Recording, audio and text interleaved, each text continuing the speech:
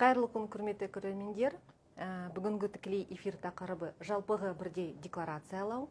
Спикер Мемлекеттік кірістер комитетінің жеке тұлғалардың табыстарын әкімшілендіру басқармасының бас сарапшысы Гүлден Сейдахметқызы Хасенова сөз сөйлейді.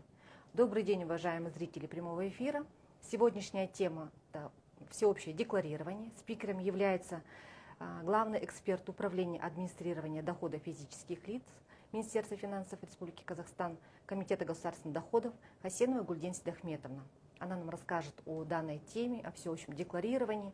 Также вы можете задавать вопросы, мы их вам озвучим, далее дадим ответы. Сейчас я предоставлю слово Гүлден Сейдахметовне. А также хотелось бы в начале эфира всех поздравить с праздником, с наступающим Наурызом. Всех благ, всем здоровья крепкого, с праздником. Здравствуйте, Гүлден Сейдахметовна. Здравствуйте, мы продолжаем Динара. наш прямой эфир. Все та же тема, всеобщее декларирование. С каждым разом у наших налогоплательщиков, клиентов возникает много вопросов. Они хотят много чего услышать, узнать, поэтому мы эту тему продолжаем и хотели вас послушать. Добрый день, уважаемый налогоплательщик. Добрый день, Динара. Сегодняшняя тема, мы продолжаем, как Динара сказала, всеобщее декларирование.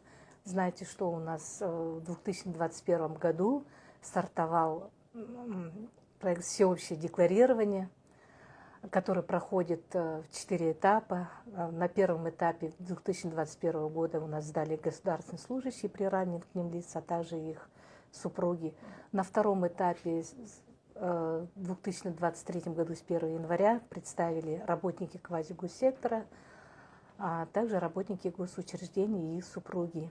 И в этом году с 1 января 2024 года стартовал 3-й этап всеобщего декларирования, где представляют у нас индивидуальные предприниматели и их супруги, а также руководители, учредители, участники юридических лиц. Следует отметить, что здесь в этом году представляют даже те, которые приостановили свою деятельность и которые числятся бездействующим налогоплательщиком. Независимо от этого статуса, руководители и индивидуальные предприниматели представляют декларацию. Вообще сама форма декларации, всеобщее декларирование, она представляет из 2 форм. Это первая форма 250-я декларация об активах и обязательствах. И вторая форма декларации о доходах и имуществе, 270-я форма. На 4-м этапе у нас со следующего года представляет вся оставшаяся категория населения. Будут представлять декларацию на следующий год. Мы ожидаем порядка 13 миллионов, которые войдут в систему всеобщего декларирования, начиная с совершеннолетнего возраста физические лица. 250-я форма, она входная. Эта форма сдается по состоянию на 31 декабря 2023 года. То есть все, что вы нажили своим непосильным трудом к этому времени, 31 декабря 2023 года, вы указываете в данной декларации. Период необходимо указывать 2024, все, которые будут сдавать в этом году впервые. Также хочется отметить, что руководители представительств и филиалов, они не представляют в этом году, поскольку филиалы, представительства, согласно Гражданского кодекса, они не являются юридическими лицами. Также не представляют граждане, инициаторы религиозных объединений, члены кооперативов, УСИ, дачных, садоводческих участков, члены члены некоммерческих организаций, то есть они не представляют в этом году. Они будут сдавать как оставшаяся категория населения со следующего года. Что же представляет, указывает данная декларация? Это движимое и недвижимое имущество, которое зарегистрировано за пределами Республики Казахстан. То движимое и недвижимое, которое зарегистрировано у нас в Казахстане, декларировать данной декларации не нужно, поскольку у нас есть интеграция со всеми госорганами, и в случае необходимости они нам предоставляют такие сведения. Поэтому мы немножко упростили для налогоплательщиков, чтобы указывали только то, что у них за пределами Республики Казахстан.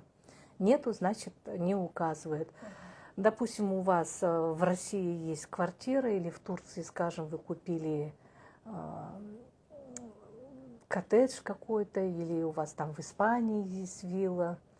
Вот такое имущество необходимо указать в данной декларации. Если у вас есть земельные участки, допустим, вы за границей тоже купили какой-то земельный участок, тоже необходимо указать в данной декларации.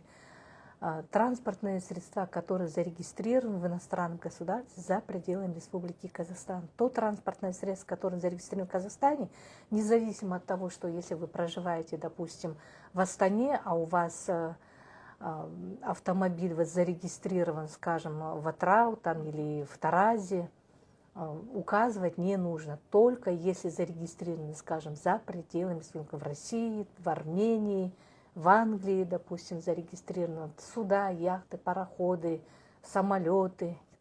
Если они зарегистрированы за пределами Республики Казахстан, указывать в данной декларации. Следующий вид актив – это банковские счета в иностранном государстве, зарегистрированы за пределами Республики Казахстан, если в совокупности они превышают тысячекратно размер МРП. Допустим, у вас в России там 100 тысяч рублей, в Турции, в турецком банке там $500, в швейцарском банке 500 евро. Если это в совокупности превышает тысячекратно размер МРП, необходимо указать в данной декларации. Деньги на депозит банка второго уровня, который находится здесь, находятся на депозите деньги банка второго уровня в Казахстане, указывать не нужно, поскольку я уже говорила, что у нас есть такие сведения, в случае необходимости нам предоставляют. В законе о коррупции сказано, что госслужащим, приравнены к ним лицам, запрещено иметь счета за рубежом, за исключением особых случаев. Особые случаи, если, допустим, государственный служащий работает за границей послом, дипломатом, ну, естественно, в таких случаях они открывают счет и получают зарплату за рубежом. Либо если государственный служащий поехал на лечение, либо в командировку. В таких случаях они имеют право открыть счет за рубежом, и если даже у них на счету 0, нету ни одного тенге, ни одного цента, они обязаны указать в данной Счет, декларации да, счет в банке. И следующий вид активов – это доля участия в уставном капитале, зарегистрированных за пределами Республики Казахстан в иностранном государстве. Вот эти 4 вида активов – это которые за пределами Республики Казахстан. Остальные виды активов, которые я сейчас буду перечислять, это независимо за пределами Казахстана или в Республике Казахстан. Это доля участия в жилищном строительстве. Допустим, вложились в какое-то жилье и, скажем, в третьем-четвертом квартале 2025 года обещают сдать. Если есть такое вот долевое участие, указывайте в данной декларации. Также указывать дебиторская и кредиторская задолженность между физическими лицами и другими лицами. При этом задолженность должна быть нотариально заверенная. Либо если по решению суда. А вот заверено на какую дату? Потому что много задаются вопросы. Срок сдачи декларации у нас до 15 сентября, поэтому необходимо заверить нотариально до сдачи декларации. Если вы собираетесь сдать, скажем, 1 апреля, значит до 1 апреля вы должны заверить нотариально, если еще не успели заверить. Следующий вид активов – это другое имущество. Под другое имущество это подразумевается, если, допустим, у вас за одну единицу, если превышает тысячекратный размер МРП, допустим, у вас есть дорогостоящая картина, либо какие-то антикварные вещи, есть ювелирные украшения, есть какая-то старинная мебель, инструменты, либо дорогой скакун породистый, если за одну голову превышает тысячекратный размер МРП. Такие вот богатые сервизы, они тоже входят в посуда, да? Поскольку в этом году у нас сдают бизнесмены, предприниматели, поэтому вполне возможно, что у них есть такие вещи, в том числе и суда, пароходы, яхты, самолеты, которые вот я перечисляла. Поэтому, если у вас есть такие драгоценные вещи, необходимо сделать оценку, и вы по желанию самого налогоплательщика можете указать в данной декларации.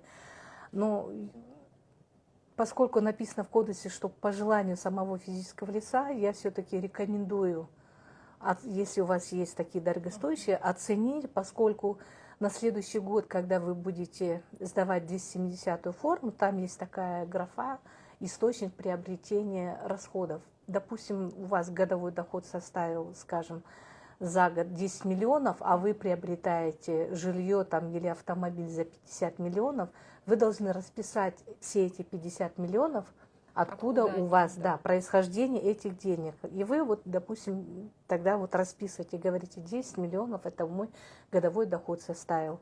У меня на депозите лежали там 10 миллионов. Я сняла с ЕНПФ там 10 миллионов. У меня было другое имущество, которые оценили, вот оценка там, я ее там сдала в ломбард, либо там продала кому-то там за 5 миллионов, скажем, у меня там была картина или ювелирное украшение, которое я сдала, либо я говорила, вот дебиторская, кредиторская задолженность, говорите, вот что у меня там Иванов или Петров занимал деньги, мы нотариально заверили, он мне вернул, там занимал 10 миллионов, он чтобы вернул. все было объяснение. Да, чтобы всему было объяснение, только то, которое документально вы можете подтвердить. Ту сумму, которую вы не сможете документально подтвердить, будет изыматься налог 10% от этой суммы, которые идут расхождения, которые не смогли доказать. Следующий вид активов – это ценные бумаги, производно-финансовые инструменты, цифровые активы.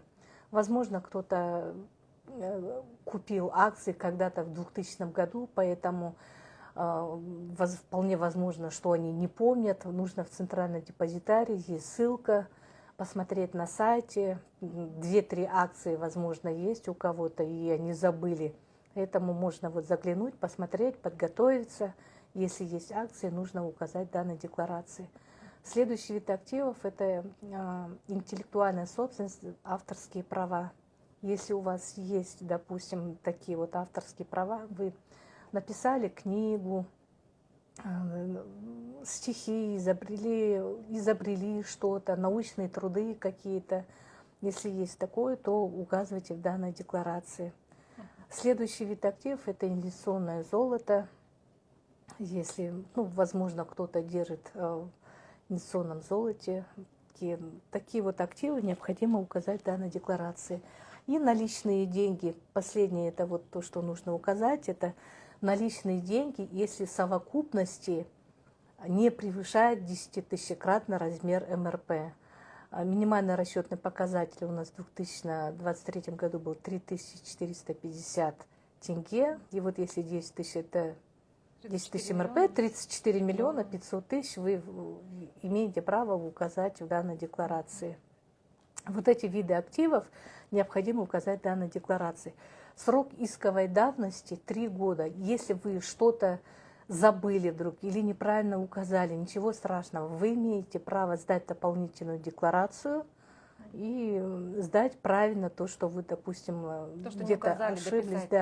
Дописать что-то, если, допустим, вы забыли указать. В течение 3 лет имеете право корректировать. Декларация представляется по месту жительства. Если вы прописаны в городе Тарас, а проживаете здесь в Астане, или проживаете в Алмате, а прописаны здесь в Астане, то нужно сдавать по месту жительства. То есть указывать код налогового органа тот, где вы прописаны, по месту прописки. Способы представления в электронном виде и на бумажном носителе. На бумажном носителе можно в явочном порядке прийти в налоговые органы по месту жительства, либо в ЦОН, и по почте. Возможно, так вы оказались в такой ситуации, что не в явочном порядке прийти не можете физически, не электронно, допустим, интернета, а уже срок подходит, и вы сдаете по почте. Почтовый штемпель должен стоять не позже, чем 15 сентября, поскольку я говорила, что срок сдачи декларации до 15 сентября 2024 года. Если вы сдадите позже срока хотя бы даже на 1 день, 16 сентября, это уже считается, что нарушение. Да, это уже нарушение, и предусмотрена административная ответственность. На первый раз у нас предупреждение, согласно 272 статьи Кодекса административных правонарушений. никого мы не наказываем на первый раз, не штрафуем, просто выносится предупреждение. Но при повторном течение года уже идут штрафные санкции 15 МРП штраф. В электронном виде вы можете представить через кабинет налогоплательщика с помощью ЭЦП-ключа, через ЕГОВ Мобайл, мобильное приложение ЕСалок Азамат, очень популярно. На сегодняшний день у нас 99% сдают в электронном виде. Декларации, Да, декларацию сдают в электронном виде. Это очень удобно. Также в этом году подключились еще Халык банк, Центр Кредит банк. Через мобильное приложение, Банки сидя второго дома, уровня, да? если у вас нет активов за рубежом, если у вас нету из того, что я вам перечислю, никаких активов, кроме наличных денег, вы можете, сидя дома, Ну сдать да, эту не декларацию. выходя, не тратя Да, не время, выходя из приходя в дома, налоговые органы. да, зашли по ссылку и сдали декларацию. Да, это очень удобно, кстати. Ну, в принципе, вот вкратце все, что хотела вот рассказать про всеобщее декларирование. Спасибо, Гульден Сейдахметовна. А скажите, пожалуйста, какие новшества введены в этом году в декларации? В этом году в налоговом кодексе убрали по 270 форме, убрали графу доходы, полученные от налогового агента. Но форма 270, она еще пока на легалации, она находится на утверждении, поэтому сдают по нынешней форме. И физические лица могут не указывать там, потому что в нынешней форме 0,1 строка есть, но поскольку у нас налоговый кодекс, любой закон, он выше, чем правила заполнения, поэтому если физическое лицо пожелает заполнить 0,1 форму, 0,1 строку, это зарплата, пособие, какие-то банковское вознаграждение, пенсионные свои, если это получить. Если он хочет по желанию, может заполнить. Если он 0,1 строку не заполнит, это не будет считаться ошибкой, она все равно будет принята, эта декларация. Считаться принятой, да? Да, будет считаться Хорошо. принятой. Что бы вы еще хотели дополнить, прежде чем мы начнем отвечать на вопросы наших зрителей? Я хотела еще вот по мобильным переводам немножко вот сказать, потому что тоже очень актуальная тема, много вопросов задают. Вообще мобильные переводы, они предназначены для физических лиц, между физическими лицами, родственники, родные, там, близкие. Мама там скидывает ребенку или отец там скидывает там детям, допустим, деньги. Вот с этой целью вообще вот эти мобильные переводы были. Но предприниматели начали сейчас использовать мобильные переводы в качестве предпринимательской деятельности. Да. И чтобы вот эта проверка мобильных переводов, она нацелена на вывод из тени незаконной предпринимательской деятельности, поскольку вот, ну, не секрет, сейчас многие предприниматели, допустим, не используют кассовые аппараты, посттерминалы, и они говорят, вот на мобильный перевод там перекиньте мне такую-то сумму. С предпринимательской целью это они не должны мобильные переводы использовать. Поэтому делали такие вот под критерии предпринимательской деятельности попадают, если физическое лицо в течение 3 месяцев подряд получает каждый месяц от 100 разных лиц вот эти вот переводы, вот 3 месяца подряд. Такие вот физические лица, они подпадают под критерии предпринимательской деятельности. А те переводы, которые вот родственники перечисляют между физическими лицами, они не будут проверяться. Если даже им придет уведомление, вполне это объяснимо. Они могут, допустим, на свадьбы там, либо на бата вот собирать вот такие. Можно просто пояснение, если вдруг им придет уведомление, можно сделать пояснение, и все, их не будут тогда ни наказывать, ни этот. А те, которые вот занимаются предпринимательской деятельностью и используют вот эти мобильные переводы, не регистрируются в качестве индивидуального предпринимателя, то для них тоже предусмотрена административная ответственность согласно КоАПа. на первый раз тоже предупреждение, при повторном 8 МРП, уже если не МРП, да. регистрируется, да. Вот я как бы вкратце поясняю, вот для чего, потому что общественный резонанс, очень много вопросов по мобильным переводам. Тому. И в банке нам предоставили, вот, в прошлом году проверяли госслужащих и приравниваем лиц по мобильным переводам. В этом году проверяют работников госучреждений и квазигоссектора. Получается, наши граждане должны правильно понимать, что такое мобильный перевод Да. и как его применять, для кого и почему. Хорошо, ну давайте перейдем к вопросам. Я вот зачитаю сейчас вам первый вопрос. Разве ОСИ не юрлица, руководитель юридического лица должны же сдавать декларацию? Председатель ОСИ должен сдавать. Я говорила только про членов ОСИ, а не про председателя. Первые руководители, они сдают Первый декларацию. руководитель Да, сдают, да, председатели ОСИ, председатели кооперативов, они сдают Да, вот декларацию. повторите, пожалуйста, кто конкретно вот из таких лиц сдает декларацию? В этом году сдают руководители, учредители, участники юридических лиц, а также и супруги, индивидуальные предприниматели, а также и супруги. Ну, может быть, я сейчас перечислю вот прям конкретно. Это первые руководители, если у меня сейчас есть это. Да, вы можете и продиктовать.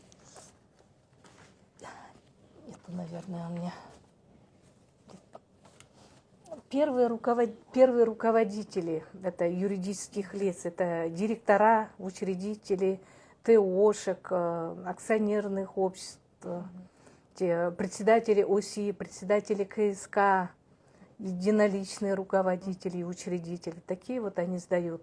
А члены кооперативов, члены ОСИ, члены дачных садоводческих участков,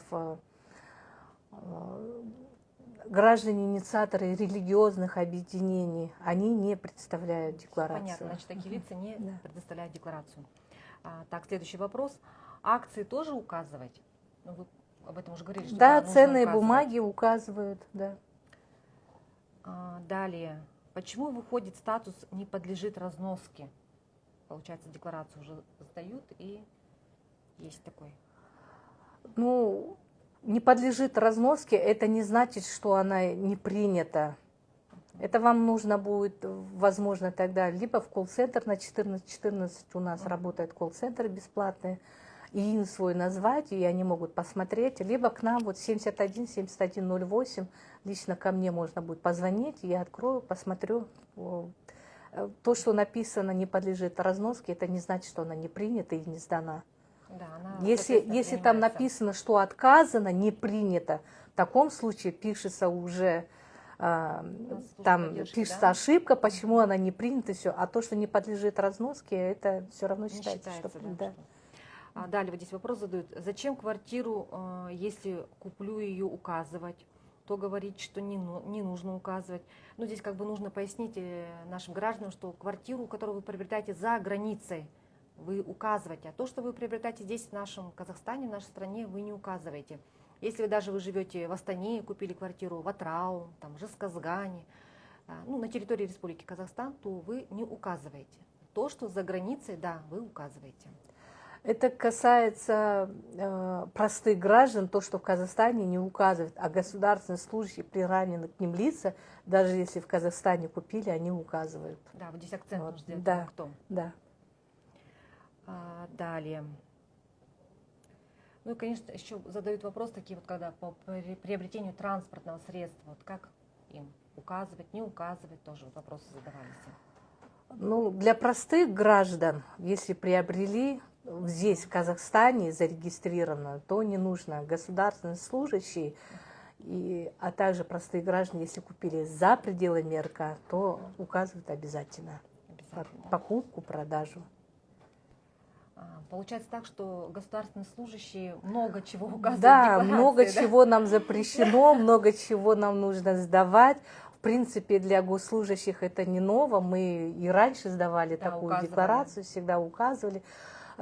Как бы у нас идея была такая хорошая, что всеобщее декларирование, вообще целью у нас расскажите всеобщее цель декларирование является это обеспечение справедливого налогообложения, совершенствование социальной политики, создание эффективного механизма контроля доходов физических лиц, снижение уровня коррупции и теневой экономики. А теперь получается, что круг сужается, что в конечном итоге как будто бы обратно госслужащие только будут сдавать. Нет, это всеобщее декларирование каждого физического лица касается. нас всех. Кто-то может быть, допустим, у него годовой доход составляет там 20 миллионов, а у кого-то там кроме пенсии ничего нет. Поэтому вот как бы хочется, чтобы справедливое налогообложение было, вывести из теневой экономики это все. И потом те, которые вот налоги вот мы платим, да, они говорят, вот куда эти уходят налоги, ну, на строительство школ, строительство домов, даже вот акиматы сейчас вот предоставляют малоимущим квартиры, многодетным. Это же все наши с вами налоги уплаченные, собранные, да. да, уплаченные налоги, это все. Дороги, то, что вот строят. Поэтому благодаря добросовестным налогоплательщикам вот, получается, вот школы, детские сады, больницы строятся. Всё. Хочется, чтобы вот было справедливое у нас государство и справедливое налогообложение. Да, и, конечно, наши маленькие граждане нашей страны, дети наши должны уже знать сейчас, куда уходят эти налоги, что нужно своевременно их оплачивать и исполнять налоговые обязательства. Ну, давайте перейдем к следующему вопросу. Подскажите, пожалуйста, если физическому лицу будет подарена квартира в этом году, будет ли это являться доходом физического лица? Ну, это будет это его имущество, потому что оно подарено. Если это за границей, за пределами РК, то его нужно обязательно указать в декларации. Нет, он будет только имущественный налог платить, и все. Подарили, все, это он уже является правособственником. Поэтому... Значит, в декларации мы ее не указываем. Если это простое физическое лицо, не является государственным служащим, да, не является государственным служащим, не приравнивается к государственному служащему. И если это квартира или дом здесь, в Казахстане, то указывать не нужно. Хорошо, спасибо. Следующий вопрос. По расписке деньги, если заемщик не хочет нотариально заверить, как их указывать в декларации? Как быть в таком случае?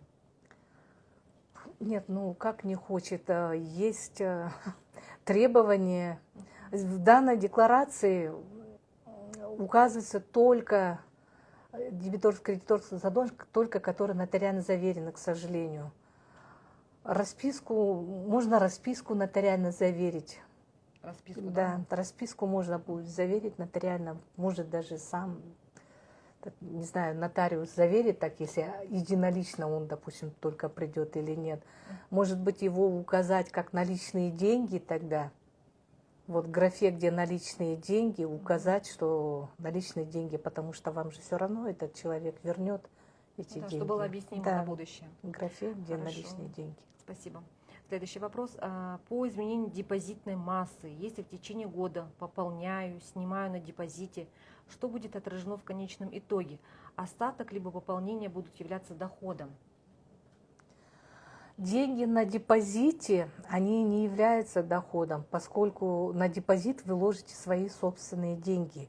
Доходом может являться только банковское вознаграждение, которое, кстати говоря, не облагается налогом. Но, как я уже говорила, что в налоговом кодексе в 634 статья, там пункт 2, вот эту графу уже убрали, где доходы, полученные от налогового агента. Поэтому отражать их не нужно в 270 форме. Не нужно, значит. Далее задают вопрос. Кто считается приравненным? Кто обязан указывать? Приравненные к госслужащим.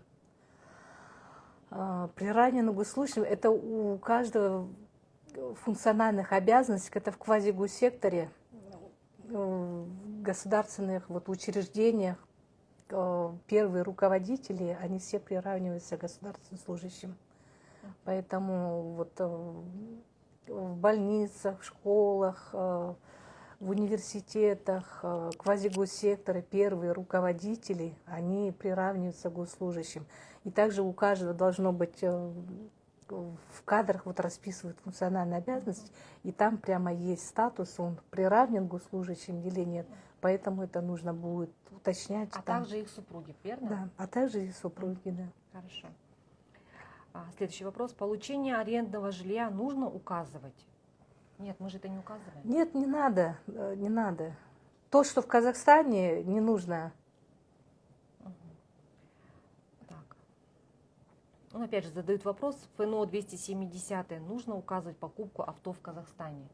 Как мы говорили, что не нужно, есть только вот как лица, приравненные к государственным служащим, они указывают, правильно? Еще очень часто задаются вопросы, как быть нашим пенсионерам, которые будут сдавать декларацию. Вот здесь немножко расскажите нам тоже.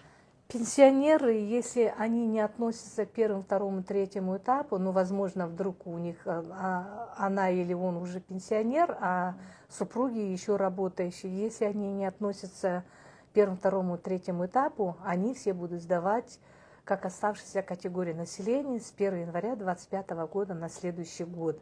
Входную декларацию 250 они все сдают, а последующие годы 270 первоначальную они, скорее всего, все будут сдавать, а в дальнейшем, возможно, если не будет никаких доходов, кроме пенсии, других доходов нет, возможно, их будут освобождать от ежегодной декларации.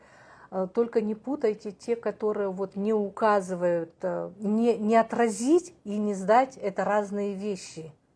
Потому это только в проекте, поэтому я как бы наперед забегая говорю, возможно, этого и не будет, а возможно и освободят те, которые кроме доходов, как пенсии, они будут получать, возможно, будут от ежегодной декларации их освобождать.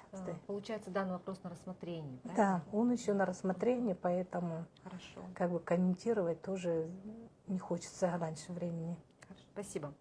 Следующий вопрос. Когда физики будут вступать в декларирование, допустимо на сегодняшний день 34,5 миллионов тенге?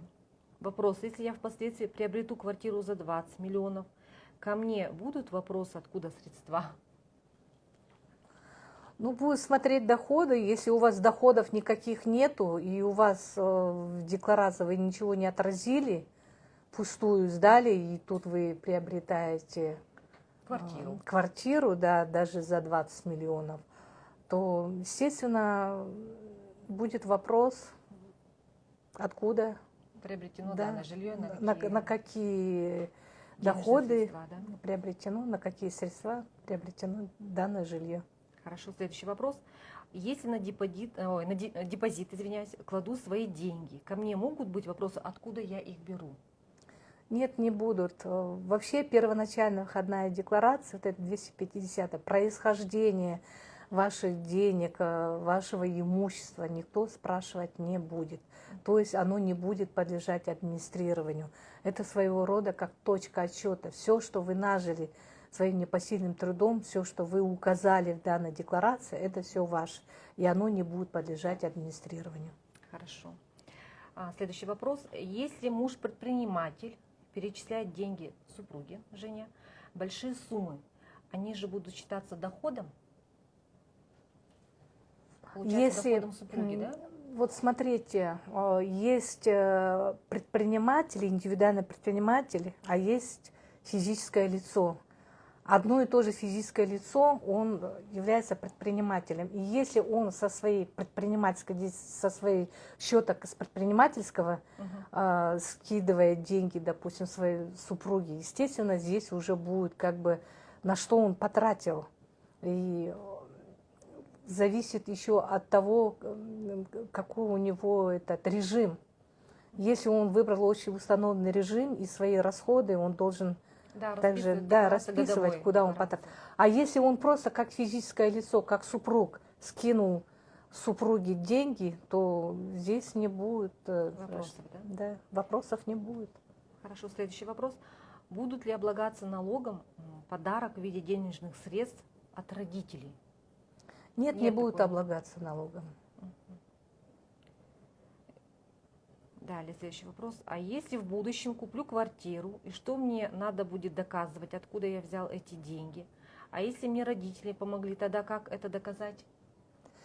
Если он купил в Казахстане, и у него нету никаких доходов, то подарили родители, он может, если придет ему уведомление, может сказать, что подарили родители. Ну, здесь как бы объяснимо. Здесь уже, да, любое это объяснимо. Если вы можете это доказать, откуда деньги, то здесь без проблем. Пояснение напишите, и все. Ну, здесь, получается же, и родители будут сдавать декларацию, не так же будут Да, указывать да, наличность денег, естественно, не да, превышающих 10 если он тысяч напишет, МРП. если напишет, что ему родители подарили, будут проверять родители, была ли у них такая недвижимость или нет. А если и у них не было, то, соответственно, к ним тоже будет вопрос. Да, если они там укажут, что у них в декларации было там то-то, то-то, то-то, были деньги, были какое-то прочее имущество, то есть они должны будут уже тоже как бы наказать. Хорошо, спасибо, Гульден Стахметовна. Скажите, пожалуйста, вот будет в следующем году, уже 25-й год, и все оставшиеся граждане, да, которые будут сдавать декларацию, это будет нас очень много. Какие будут применены подходы, консультирования, да, ну, как бы всем объяснить, соответственно, кого вы готовите, каких людей? Ну вот смотрите, мы пока что еще справляемся своими силами, как бы, но понятное дело, что на следующий год у нас уже будет вся оставшаяся категория населения, а это порядка 6 миллионов 400 тысяч у нас, предполагаем, что войдут, и плюс еще первый, второй, третий этап, которые уже вошли, будут 270-ю форму. У нас работает колл-центр. Ладно, у нас во всех УГД и ДГД есть консультационные центры. Это по Казахстану 222 консультационных центров. На сегодняшний да. день уже не работают, На правильно? сегодняшний день они уже работают. Уже работают, есть телефоны, можно в явочном порядке прийти и проконсультироваться. Также ЦОНовские работники подключены, все, чем декларируем, они также будут принимать декларации, также будут консультировать. Кроме того, департаменты, в всех департаментах идут зумы, они выезжают в торговые дома, в торговые центры. Мы распечатали буклеты на 2 языках, и где массовое скопление людей, раздают вот эти буклеты. Там памятки есть, это вот то, что мы делаем. Также в средствах массовой информации, на телевидении у нас есть круглые столы, брифинги проводим, прямые эфиры. Каждую среду мы проводим, Динара, с вами прямые эфиры по всеобщему декларированию. Поэтому на сегодняшний день мы как бы вот справляемся. Также мы подключаем сейчас местные исполнительные органы, это акиматы, чтобы они будут, возможно, волонтеры в отдаленных, где нету интернета, возможно, будут волонтеры выезжать, ну, каким-то образом будем. Получается, конечно же, наши граждане не останутся без внимания и будет оказана помощь по консультации. Да, предстоит очень огромная работа, мы над этим работаем. Хорошо. Поступил следующий вопрос. А если в ипотеку оформил дом и собирал сумму первоначалку, и что мне надо доказывать государству, откуда я взял первоначальную сумму, нам не помогают ни в чем, почему мы должны отчитываться перед, ну, соответственно, налоговым органом? Нет, ипотека это вполне как бы официальный же источник, поэтому если ипотеку взяли, они могут указать, что ипотека, банковские реквизиты и все, БИН банка, писать ипотека и все. Хорошо. Также в прямом эфире задают вопрос, как можно дозвониться с вами, проконсультироваться. Гульден Сейдахметовна в начале данного эфира продиктовала номер 717108. Вы можете обращаться. Также вы можете писать нам в директ. Мы обязательно отвечаем на ваши вопросы. Также вы можете обращаться в контакт-центр по номеру телефона 1414, добавочный номер 3. Гульден Сейдахметовна, что бы вы еще хотели добавить для наших зрителей? Может, возможно, вам поступают какие-то еще вопросы? Письма приходят, конечно же, на которые вы отвечаете. Да, писем очень много приходит, очень много спрашивают про иностранных граждан. Сейчас да, вот момент. иностранные граждане на сегодняшний день действует законодательство, написано, что если они являются руководителями, учредителями юридических лиц и получают доходы из источников Республики Кыргызстан, у них есть обязательства по сдаче декларации. Но мы рассматриваем этот вопрос, что, возможно, в дальнейшем будут освобождать вот супруги, которые здесь не проживают и никогда не были. Но это пока только в проекте. Вот такие вот вопросы нам очень много задают. Вообще самостоятельно, если кто-то хочет почитать, всеобщее декларирование, глава 71 налогового кодекса полностью посвящена всеобщему декларированию. Где можно самим изучить, Да, прочитать, да? почитать самостоятельно, если вот захотят. 71 глава налогового кодекса. Ну и, соответственно, мы проводим прямые эфиры, когда вы сможете задать вопросы в нашем прямом эфире. Гульдин Сейтахметовна, спасибо вам большое за такой большой хороший материал, за отвеченные вопросы, ответы предоставленные. Уважаемые зрители, в настоящее время мы завершаем свой прямой эфир. Вы можете его повторно просмотреть. Данный эфир будет сохранен. Всем большое спасибо. Гульдин Сейтахметовна, вам большое спасибо. До свидания. До свидания, всего доброго.